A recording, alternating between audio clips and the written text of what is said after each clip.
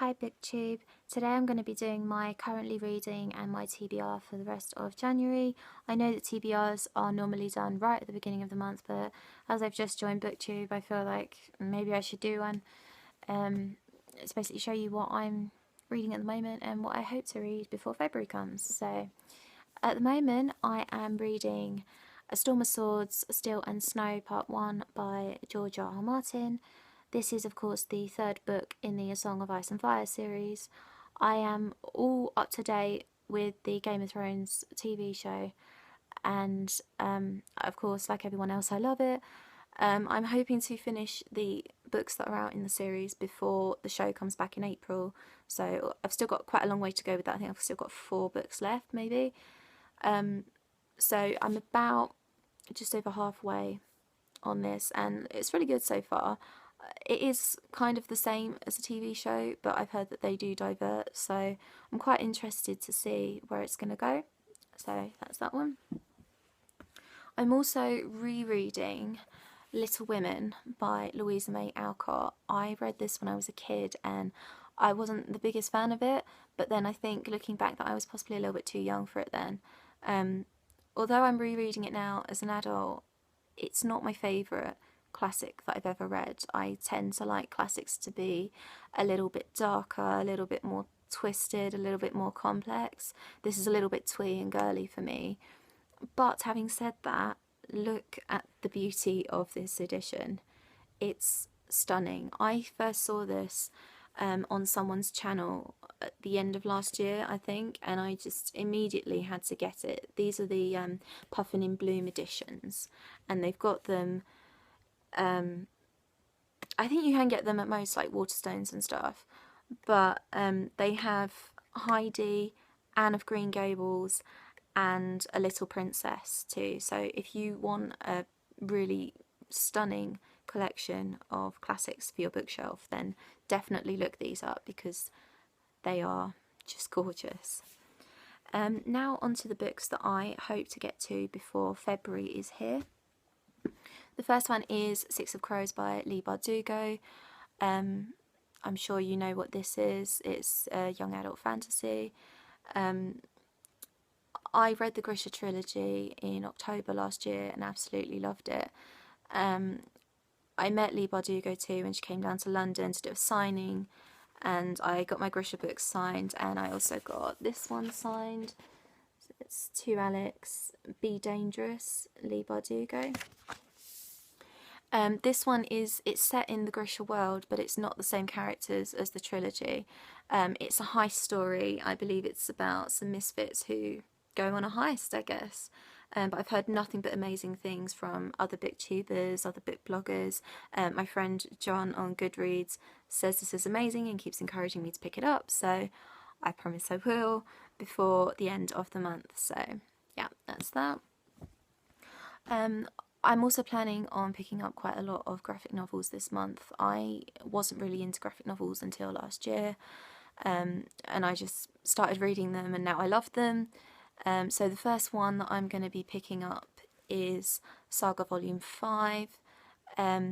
Saga is the first graphic novel series that I've read. I've read all of the others. I believe that this is the last one they're publishing, so this is the end now.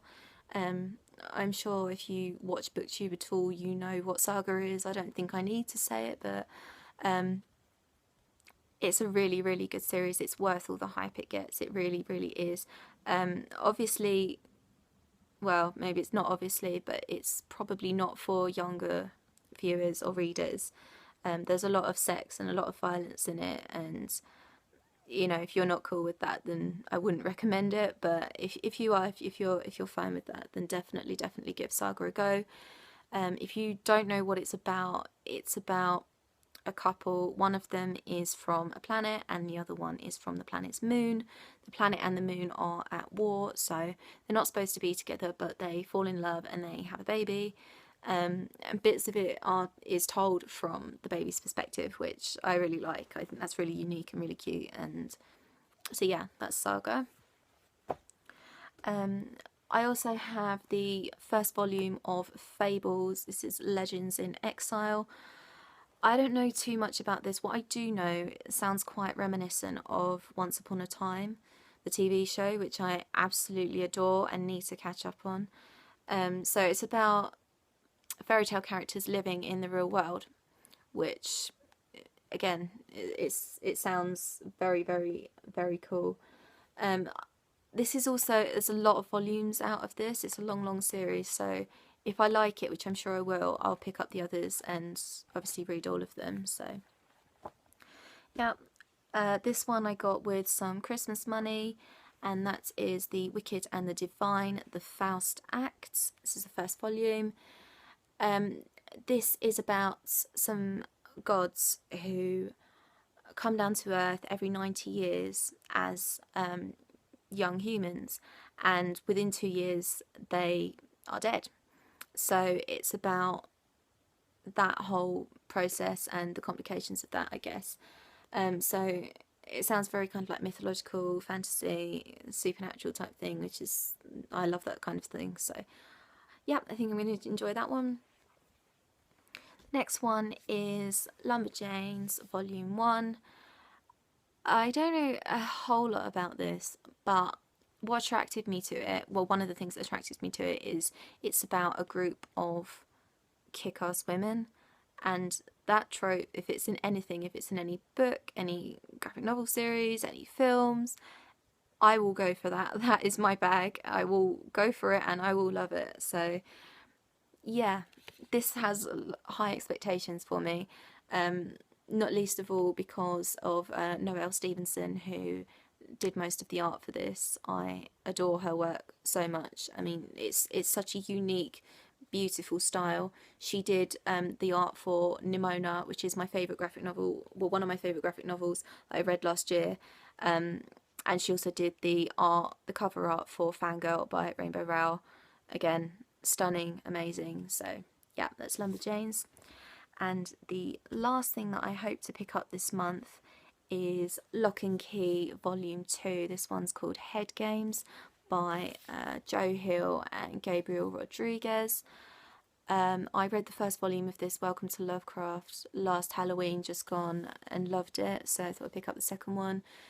Joe Hill is one of my favourite horror writers. If you don't know, Joe Hill is the son of Stephen King, who is one of my favourite writers ever, full stop. So yeah, he's definitely inherited his father's writing talent. So definitely, if you are a Stephen King fan, if you're just a horror fan, an adult horror fan, definitely try some Joe Hill, because he's really, really, really good. So that's it. That is my currently reading and my January TBR. I hope you enjoyed this video. I will leave all of my social media down below. Like, comment, subscribe, all the rest of it, and I will see you very soon for another video. Bye!